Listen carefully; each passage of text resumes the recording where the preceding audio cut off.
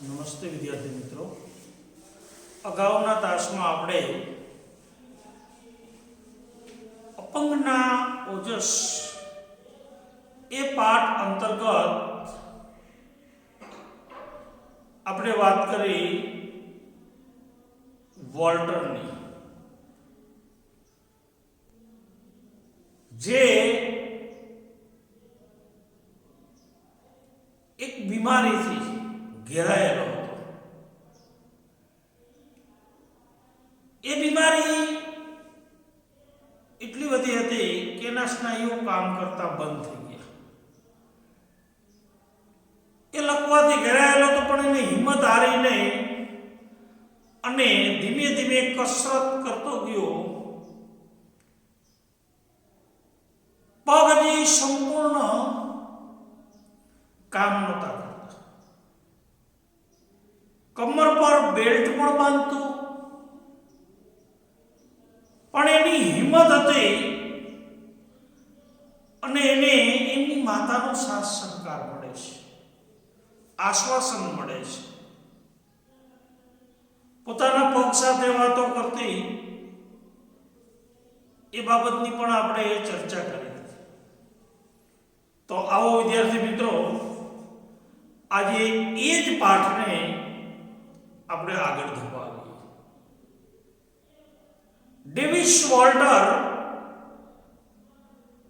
એકવાર તેના શહેર બોમાન્ટમાં ઊંચા કૂદકાની હરીફાઈ જોવા ગઈ છે.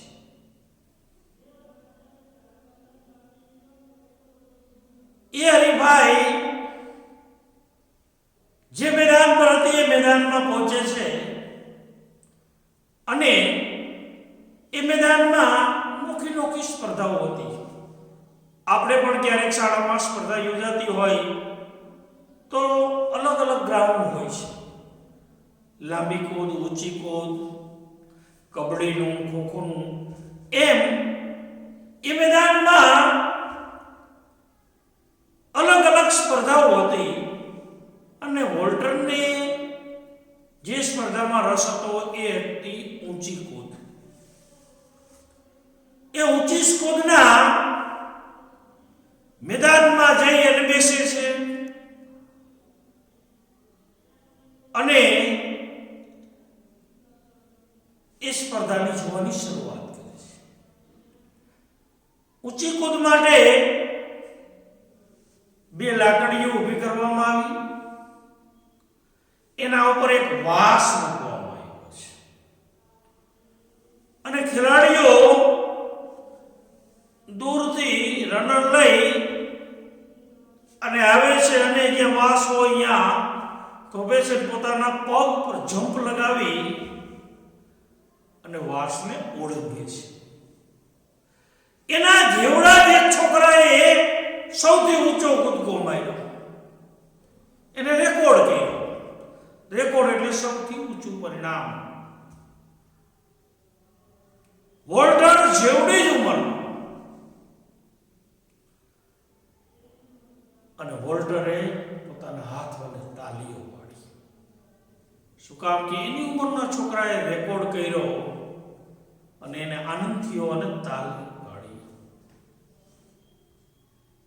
અને એને નક્કી કર્યું, એને વિચાર્યું કે હું પણ એક દિવસ સૌથી ઊંચો કૂદકો મારીશ.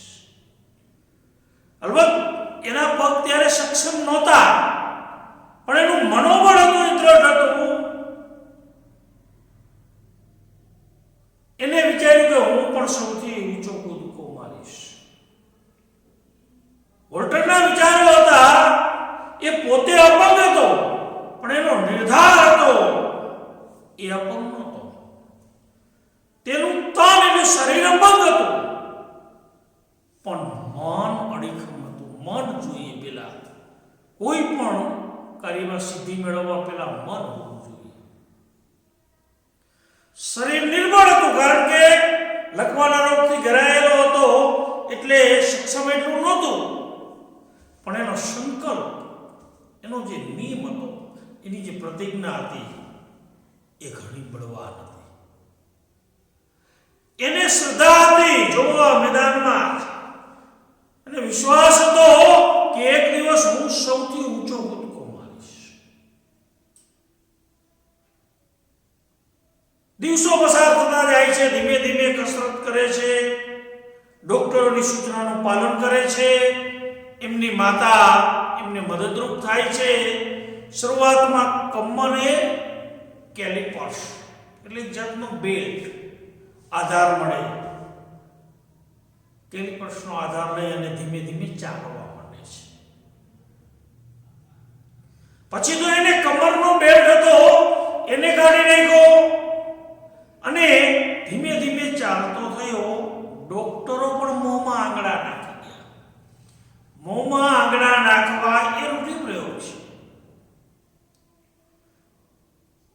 એનો અર્થ થાય છે ખૂબ નવાઈ લાગવી. ડોક્ટરે એમ કીધું હતું કે જે આ વોલ્ટર કોઈ દિવસ ચાલી શકશે નહીં, એ કશા પણ આધાર વગર ચાલવા લાગ્યો, કોઈ પણ જાતના બેલ્ટ વગેરે ચાલવા માંડ્યો એટલે ડાક્ટરો પણ મોંમાં આંગળા નાખે. પણ વિદ્યાર્થી મિત્રો, તેની ઈચ્છા હજી પૂરી નથી. એની ઈચ્છા તો ઊંચા કૂદકા મારવાની હતી.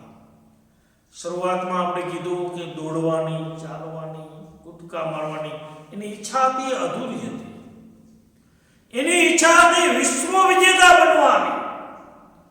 માત્ર પોતાના ગામ કે રાજ્ય કે દેશ પૂરતી નહીં, વિશ્વ વિજેતા. વિચાર કરો, એની ઈચ્છા હતી વિશ્વ વિજેતા બનવાની. એ વધુ ને વધુ કૂદકા લગાવતો ગયો, પ્રેક્ટિસ કરતો રહ્યો અને એના શહેર બોમાન્ટમાં જ્યારે હરીફાઈ થઈ, ઊંચા કૂદકાની હરીફાઈમાં તે પ્રથમ નંબર આવ્યો. આપણે એવી વ્યવસ્થા હોય છે કે તાલુકા કક્ષાની સ્પર્ધા, પછી જિલ્લા કક્ષાની, પછી રાજ્ય કક્ષાની, પછી દેશ કક્ષાની, નેશનલ લેવલની હોય. એમ પોતાના શહેરમાં પ્રથમ આવ્યો અને એના રાજ્યમાં ટેક્સાસ રાજ્ય એમાં પણ પ્રથમ આવ્યો. હવે જે વ્યક્તિ પોતાના રાજ્યમાં પ્રથમ આવ્યો અને એના દેશે નક્કી કર્યું, ક્યાંનો હતો? અમેરિકાનો. એના દેશે નક્કી કર્યું કે આને ઓલિમ્પિક સ્પર્ધામાં, પેલા એ ચર્ચા કરી દઉં કે ઓલિમ્પિક સ્પર્ધા દર 4 વર્ષે યોજાય છે. ઓલિમ્પિક સ્પર્ધા એટલે જગતનો સૌથી મોટો રમત ઉત્સવ. વિશ્વભરના ખેલાડી, ચુનિંદા ખેલાડીઓ અહીંયા આવે છે. કદાચ ઓલિમ્પિકનો ખ્યાલ ન હોય પણ તમને કે આઈપીએલ યોજાય એટલે ભારતના સારામાં સારા ખેલાડી, વિદેશના 4 ખેલાડી રાખી શકાય છે જે વર્લ્ડ કપમાં વિશ્વની સારામાં સારી ટીમો અને એના ખેલાડીઓ આવે છે. એમ ઓલિમ્પિક દર 4 વર્ષે યોજાય છે. જગતનો સૌથી મોટો રમત ઉત્સવ. એમાં એને ભાગ લેવા મોકલ્યો. કેને? વોલ્ટરને, જે એક સમય એવો હતો કે જે ચાલી શકતો નહીં, પણ આજે ઊંચા કૂદકા લગાવી શકે છે. એના શહેરમાં પ્રથમ આવ્યો, રાજ્યમાં પ્રથમ આવ્યો, એટલે ઓલિમ્પિક સ્પર્ધામાં ભાગ લેવા જાય છે. વિદ્યાર્થી મિત્રો, વોલ્ટરની ઊંચાઈ 2 મીટર ને 5 સેન્ટીમીટર હતી. કેટલી? 2 મીટર અને 5 સેન્ટીમીટર. અને વિશ્વના ખેલાડી સાથે હરીફાઈ કરવા ગયો છે. અને અહીંયા કેવા ખેલાડીઓ, એવા ચુનિંદા ખેલાડીઓ સાથે આને ટકરાવવાનું હતું. એના સામે હરીફ હતો. અમે ખડતર ખેલાડીઓ હતા અને સ્પર્ધા શરૂ થઈ. વોલ્ટરે કૂદકો લગાવ્યો અને વિદ્યાર્થી મિત્રો પરિણામ આવ્યું. વોલ્ટર ડેવિસ પ્રથમ આવ્યો. ઓલિમ્પિક સ્પર્ધામાં ઊંચા કૂદકા મારવાની સ્પર્ધામાં એ પ્રથમ આવ્યો એટલું જ નહીં, પણ એને વિક્રમ કર્યો. ત્યાર સુધીમાં જે પ્રથમ આવ્યા, જેને ઊંચી કૂદ લગાવી હોય, ઊંચો કૂદકો માર્યો હોય, એનાથી પણ વધુ કૂદ્યો હોય ત્યારે જ વિક્રમ બને છે અને જૂનો રેકોર્ડ હોય એ તૂટે છે. વિક્રમ કર્યો તેણે કેટલો ઊંચો કૂદકો માર્યો કે 2 મીટર અને 4 સેન્ટીમીટર. 1 મીટર એટલે 3 ફૂટ ને લગભગ 10 સેમી થાય. 2 મીટર એટલે 6 ફૂટથી વધારે ઊંચો કૂદ્યો. તમે કલ્પના કરો, 6 ફૂટનો માનવી ઊંચો એનાથી જાજો કૂદકો માર્યો. એક અપંગ વ્યક્તિ જે બીમાર હતો અને રેકોર્ડ કર્યો, અને જે પ્રથમ નંબર આવે એને સુવર્ણચંદ્રક, સોનાનું શિલ્ડ આવે પ્રતિક રૂપે, એને મેળવું. અને આખું મેદાન તાલીઓના ગડગડાટથી વાહ વાહ થવા માંડે. જો એક સારો ખેલાડી કોઈ રમતો હોય તો પણ સ્ટેડિયમમાં તાલીઓના ગડગડાટને વાહ વાહ થતી હોય, તો આ તો ઓલિમ્પિક સ્પર્ધામાં રેકોર્ડ જેને કર્યો હોય ઊંચી કૂદમાં, તો એના કેટલા માન હોય. ચારે બાજુ છવાઈ ગયો, વિશ્વભરમાં એનું નામ થઈ ગયું, તાળીઓના ગડગડાટ પડ્યા, એનું માન વધી ગયું, વાહ વાહ થવા માંડી. એમ કેવું હોય તો કહેવાય. અને આથી વધુ કૂદકો પણ એને અનેક વાર લગાવ્યો છે. એક બિનસત્તાવાર સ્પર્ધામાં આપણે કેમ અમુક મેચો છે એની નોંધ લેવાય છે. અમુક મેચો જે બિનસત્તાવાર રમાતા હોય એમાં કદાચ રેકોર્ડ કર્યા હોય, એ ભલે આવે છાપામાં, પણ એ રેકોર્ડમાં ગણાતું નથી. બિનસત્તાવાર સ્પર્ધામાં તો એથી ઊંચો કૂદકો 2 મીટર અને 13.5 સેન્ટીમીટર એને લગાવ્યો. તો મિત્રો વિચાર તો કરો કે એને કેવડી સિદ્ધિ મિળાવી. વોલ્ટર જીવન અને રમતના મેદાનનો સાચો વિજેતા બન્યો. જીવન એક સંઘર્ષ છે, એનાથી ડરી જવાનું ન હોય, એનાથી હારવાનું ન હોય, એનાથી પાછી માની ન થવાનું હોય, એનું ઉદાહરણ આ વોલ્ટરે પૂરું પાડ્યું છે. ડોક્ટરોએ કીધું હતું કે આ પોતાના પગ ઉપર કોઈ દિવસ ચાલી શકશે નહીં. ઈ જ વોલ્ટરે ઓલિમ્પિક સ્પર્ધામાં રેકોર્ડ કર્યો. વિચાર તો કરો. તે જ વોલ્ટર જગતનો સૌથી ઊંચો કૂદકો માર્યો અને એ સાબિત કર્યું કે ધારે તો માનવી શું ન કરી શકે.